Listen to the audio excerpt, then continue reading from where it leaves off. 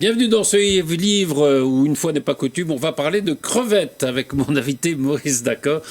Bonjour. Bonjour. Mais alors, on va parler de crevettes, mais la crevette, c'est pas celle qu'on mange, c'est le nom de l'un de vos héros, Léon Crevette. Léon Crevette, oui, absolument. Crevette, puisque ce sont des polars, c'est des enquêtes de Crevette et Bacardi. On va raconter un peu comment ils se sont rencontrés dans un livre qui était le premier tome de ce duo qui s'appelait Tantou Mergo. Qui sont Crevette et Bacardi? Alors Crevette, Léon de son prénom, est un commandant de gendarmerie détaché dans une unité de police judiciaire. Voilà, ça existe, ça vraiment? Oui, ça peut exister. C'est-à-dire qu'il est à la fois flic et gendarme, quoi, en gros. Absolument. De toute façon, maintenant, ils dépendent tous du même ministère. Mais il est détaché dans cette unité, et donc il a la responsabilité du service, sous l'autorité d'un commissaire. Un commissaire, oui. Et lors d'un meurtre assez atroce où le tueur, enfin la tueuse, tag Tantou Mergo sur le... Voilà, alors ça c'était le premier de ces polars de ce duo. Et il se trouve que il y a l'autre héros qui s'appelle Bacardi. Bacardi... Alors il a monté un truc assez extraordinaire. Oui, à sa retraite, il a décidé d'être écouteur des personnes divorcées ou en passe de l'être. Voilà. Il s'est dit qu'après tout, tous ces gens-là se retrouvaient seuls, après, leurs amis les fuyaient. Donc c'est pas un psychiatre, un psychanalyste, il les écoute. Et ça marche bien. Et sa petite entreprise prend... Qu'est-ce qu'il faisait avant ? Avant, il travaillait dans les assurances. C'est ça. Les assurances, le parapluie. Avec le parapluie, vous êtes toujours couvert. Enfin, j'ai un oui, c'est pas mal.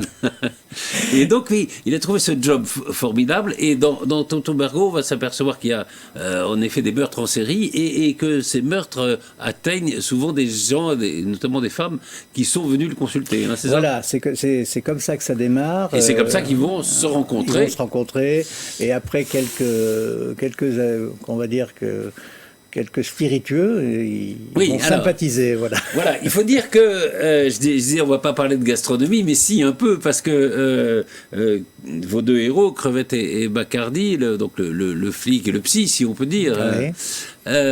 Ils aiment bien la bonne chair, l'alcool, quoi. Enfin, le repas est un truc important chez eux. C'est important, oui, ce sont des rencontres bistronomiques, comme je dis, puisqu'ils vont instituer un déjeuner hebdomadaire au bar des sports. Alors le bar des sports, c'est un peu limité au bœuf bourguignon, mais dans certains livres, notamment le dernier, l'affaire des flambeaux noirs, ils vont égrener toute la gastronomie possible, imaginable, dans un restaurant qu'ils vont découvrir. Un restaurant qui est tenu par des Belges, non? Par des Belges, oui. Ouais, nul n'est parfait, mais bon. Alors c'est vrai que les duos, c'est souvent un classique hein, du polar. Évidemment, on pense, en vous lisant un peu à son Antonio et Berrurier, je pense que ça vous a inspiré. C'est une filiation que je revendique, oui, sans problème. Mais on pourrait, avec, je sais pas, chez Fred Vargas, par exemple... Alors ça, c'est un compliment, en plus. Hein, non, mais il y a un peu un duo entre Adamsberg Il y a un critique qui m'a mis ça, oui, entre Adamsberg et puis son commandant. Son commandant, oui, absolument. Hein, alors, il y a tout le commissariat, évidemment, mais enfin, il y a quand même un duo important. Et c'est vrai que, oui, il y a peut-être... il y a un critique qui vous avait comparé? Oui, qui avait cité Fred Vargas, qui m'a fait très plaisir, effectivement. Oui, c'est pas mal. Son Antonio aussi, c'est bien. Ah oui, mais je revendique, alors, pour faire genre, je dis que je revendique les auteurs en art, Audiard, Boudard, Frédéric Dard. D'accord. Plus bien sûr l'ange tutélaire, le maître à penser qui est Simenon, mais Simenon c'est plutôt pour l'atmosphère, voilà. Oui, d'ailleurs, il y a des références à Simenon, je ne sais pas si c'est vous qui le dites ou si c'est lui qui le revendique, le commandant Crevette, enfin je ne sais pas si on dit commandant, si. Si, mon commandant. Crevette.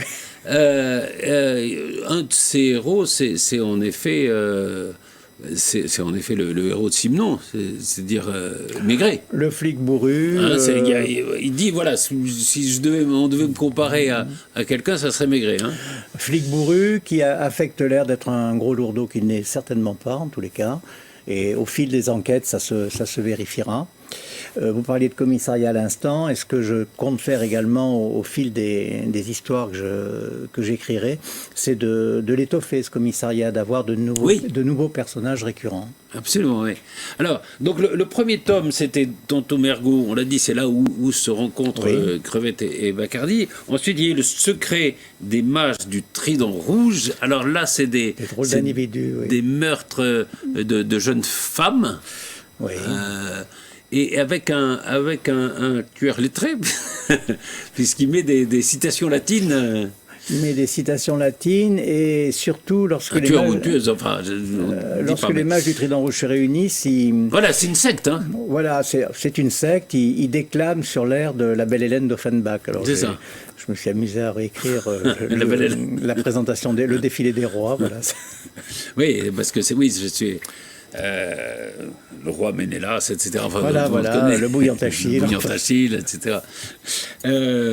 Évidemment, il y a évidemment citation latine, c'est intéressant. C'est-à-dire que je dis pas que les romans sont datés, mais il y a une culture. Vous disiez, parliez de Boudard, de Dard. Oui, c'est une culture de ma génération, certainement. De génération, oui. C'est vrai que j'ai lu là ce matin qu'il y avait je crois en Italie un lycée qui se créait où on enseignerait qu'en latin et qu'en grec. C'est le retour des humanités, mais je ne sais pas s'il y a plus grand monde aujourd'hui qui pourrait. De candidats, oui. Tonton Bergo, d'ailleurs, c'est aussi c'est un cantique. Oui, c'est saint Thomas d'Aquin qui a écrit ça, effectivement. Oui. Alors, le dernier paru, on va peut-être parler un peu plus de celui-là, c'est l'affaire des flambeaux noirs. Le début, c'est un propriétaire de bateau de pêche. Hein, pas un armateur, un propriétaire, oui, on peut dire ça comme ça. Alors, ça se passe en Méditerranée ? Oui, je situe jamais mes romans, mais on peut penser, c'est la Méditerranée, oui. Je crois qu'on dit que c'est la Méditerranée à un moment. Et on le retrouve mort dans une grotte qu'on ne peut atteindre qu'en naviguant. Hein. Qu'à marée haute, oui.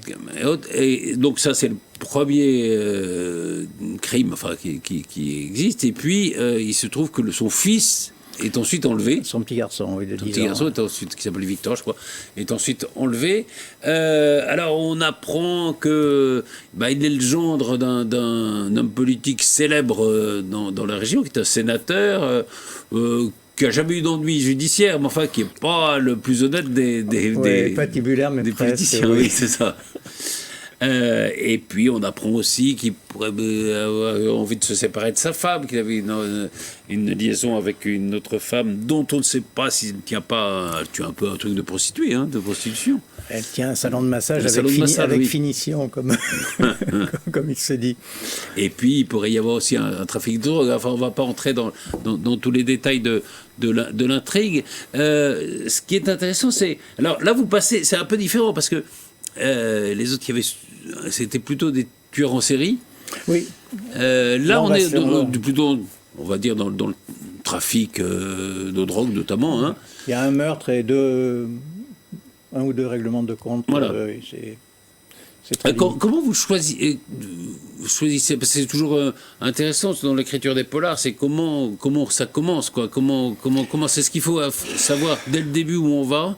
Alors, je suis désolé de répondre ça, mais je ne sais absolument pas où je vais quand je démarre. Ah oui. Alors, ça commence à s'affiner. C'est vrai que là, je viens de terminer le 4e. Je commence à voir maintenant, mais en général, je pars et je ne sais pas trop où je vais. Vous partez par exemple, là, d'un crime, voilà.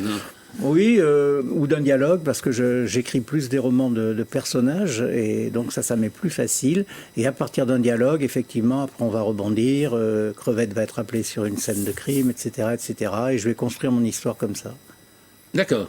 Oui, c'est vrai qu'on le sent d'ailleurs. Les intrigues sont intéressantes, mais c'est vrai que ce qui vous amuse le plus, je crois, dans l'écriture, c'est les personnages, il y a des jeux de mots. C'est des très mauvais jeux de mots, plus ou moins bons. Comme je les affectionne. Ça me rappelle d'ailleurs des gens que j'ai beaucoup connus il y a longtemps, mais oui. Et non, c'est vrai. Enfin, moi, je devais relever quelques-uns, mais et d'ailleurs, alors à la fin, il y a un truc qui est très amusant, c'est les remerciements. Oui, parce que Est-ce que il y a des citations d'eux ou il y a... Oui, oui, hein, c'est ça, hein. Et les remerciements, c'est beaucoup. Alors Michel Audiard, évidemment, mais beaucoup de chanteurs, Barbara, Alors, voilà, Labachou, Jacques Brel, Georges Brassens, je cite Jean-Roger Cossimon. Oui, je cite beaucoup de chansons, pas que des bonnes d'ailleurs, hein, mais principalement des bonnes. Et effectivement, la moindre des choses, c'était de les remercier pour, comme je le dis, je crois que c'est dans Tantoum, comme pour tous les bons moments qui m'ont procuré, qu'ils me procurent encore. Oui. Et ah oui, c'est pas. Oui, je vais par exemple, il dit je vais y aller Clito. Alors ça, j'ai jamais pu retrouver les autrices. Ce sont deux femmes qui avaient écrit ça. J'avais vu ça chez Pivot il y a très longtemps. Et donc, c'était pour dire Dardar, quoi. Dardar. Elles avaient féminisé. Ce serait pas pareil. Dardar, c'est des RE, mais on est bien là, d'accord. c'est des Dardar comme le dard. Et donc, Voilà, elle disait Clito. Voilà. C'est intéressant. Il n'y a qu'un truc, alors. C'est une petite erreur à mon avis, mais c'est que votre sénateur, vous dites qu'il est réélu pour 9 ans. Maintenant, c'est 6 ans. Hein. Ça a changé. C'est pas par tiers tous les 6 ans?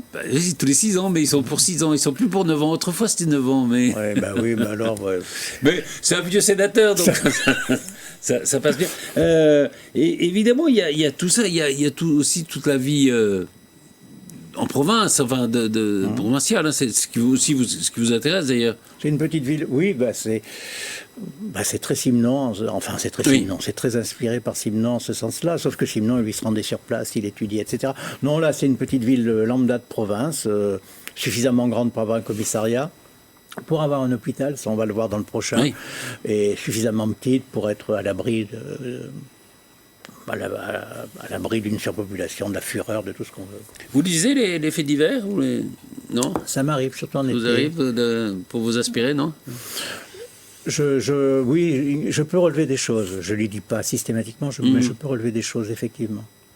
Et ces deux héros, comment ils sont venus? Comment ils sont nés? Alors, pourquoi Crevette d'abord? Je cherche. Là c'est un travail de recherche. Je me suis dit, c'est parmi les milliers de polars qui sortent, si tu veux faire quelque chose, et comme ils ont tous un commissaire, un commandant, un truc-muche, il faut quand même un nom qui se ressorte un peu. Donc j'ai pensé à Crevette, comme j'aurais pensé à autre chose, à Homard peut-être. Bacardi, j'aime pas le rhum, pourtant c'est le rhum qui m'y a fait penser. Rhum, simplement, j'ai mis un C au lieu d'en mettre 2 ou 2, je sais plus, un C, voilà, au lieu d'en mettre 2. Voilà, d'accord. Donc. Et les prénoms, c'est Léon et Eddie. Ouais. Parce qu'Eddie est d'origine italienne, donc c'est pour ça. Bacardi. Donc, on peut imaginer ils ont une bonne soixantaine. Hein. Alors, Crevette est plus jeune. Eddie Bacardi a 60-65 ans. Crevette a plutôt la cinquantaine. Plutôt la cinquantaine, d'accord. Il est assez beau mec. Et on dit souvent ça, mais en même temps, on sent que le type, sans doute, il aime bien manger, quoi. Enfin, il boit. Bacardi est beau mec. Crevette, je sais pas. Je pourrais pas dire. Vous ne pourriez pas les décrire physiquement? Mais moi, je les vois. Alors, vous les voyez, quand même. Je les vois très bien. Non, Crevette, je pense beaucoup. Moi, je lis beaucoup Simenon, mais j'ai également adoré la série qu'avait tournée Bruno Kremer, qui pour moi est une des meilleures. Et je me suis beaucoup inspiré de la démarche, du côté massif, du côté bougon. Enfin, oui, c'était meilleur Bruno Kremer que Jean Richard. Pour moi, il n'y a pas de comparaison. À la fin, le pauvre, il était un peu diminué. Oui, puis c'est surtout que c'est quand même très fidèle, bien reconstitué. C'est assez soigné comme reconstitution. Mais il y a eu maintenant, il y a quand même eu beaucoup de... Puis il y a eu des films magnifiques tirés de Simenon, pas toujours de Maigret, mais de Simenon, notamment avec Gabin, avec... deux, là, récemment. Oui, absolument.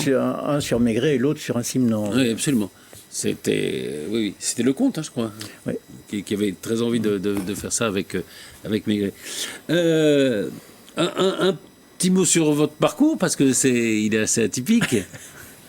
Alors, on peut dire, on se connaît depuis longtemps. Hein, depuis trop longtemps. Depuis trop longtemps. Et quand je vous ai connu, on était très jeunes et vous vouliez faire vos héros, c'était quoi? Brassens, Brel. Ça l'est toujours d'ailleurs, oui. Et vous aviez une guitare, hein, comme eux, et vous chantiez. Ouais. Et votre rêve, c'était de faire une carrière dans la chanson. Oui. Absolument, la chanson n'a pas voulu de moi. Ça n'a pas fallu de beaucoup, mais bon, c'est pas grave. Après, j'ai épousé une carrière professionnelle, comme beaucoup de gens. C'est là que parce que vous êtes sûr, là. Ouais.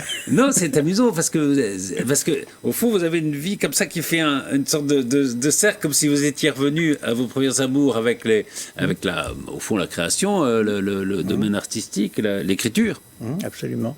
Et vous avez eu une vie de haut fonctionnaire après. Oui. Vous êtes directeur d'hôpital. Sous-préfet. Sous-préfet. Et j'étais détaché comme Léon Crevette d'ailleurs dans le corps des sous-préfets. J'ai terminé ma carrière comme directeur d'hôpital. Enfin, sachant que c'est un grade, hein, c'est pas forcément une chefferie d'établissement. D'accord. Et comment c'est venu ça alors? Vous vous êtes dit à un moment, allez, il faut que j'arrête les bêtises. Non. J'aime beaucoup le service public, ça c'est vrai, c'est consubstantiel à moi-même, si j'ose dire. Donc j'ai déroulé une carrière. C'est à l'époque où on le peut encore, mais plus difficilement, on pouvait profiter d'un ascenseur social. Oui, il y avait des examens internes, des concours internes. Voilà. Oui, qui permettaient de progresser dans la fonction publique. Oui, oui, ce qui est un peu... il y a un peu ça existe encore. Le concours interne, enfin les concours internes de l'ENA, il y a le recrutement extérieur, mais enfin c'est peut-être un peu plus coincé, encore qu'il y a eu la réforme de l'ENA qui a peut-être changé un peu les choses, mais enfin bon.